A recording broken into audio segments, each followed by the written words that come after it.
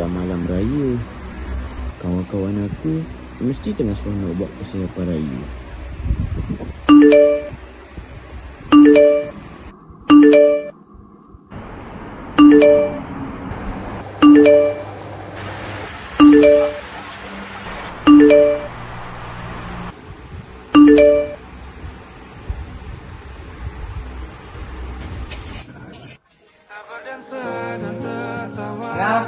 Angkat baju. Tak tidur ni. Ya, tengah angkat ni ha. Awak tak pandai ke aku seorang-seorang? Tak cerita ke bang? Tak apa. Awak duduk je. Biar saya yang buat. Cuba awak bayangkan. Macam mana lah nak kita nanti kalau kita dah tak ada. Teman kita pun dah mengangkat ni. Ish, awak ni. Cuba tengok diorang. Sepanjang dah. Awak tu kalau mau meningkat, cantik juga.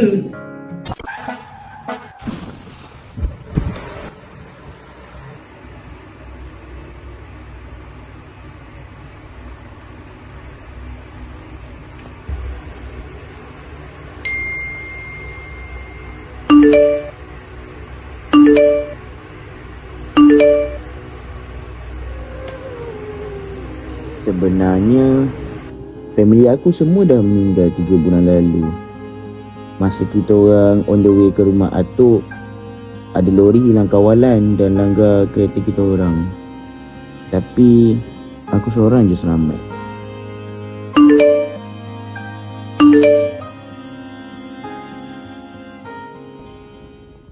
Allahu Akbar, Allahu Akbar, Allahu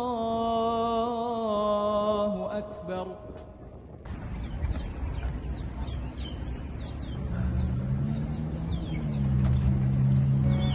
Tahun ni tak sempat nak beraya dengan mama, papa, Alung, Angah, adik. Assalamualaikum.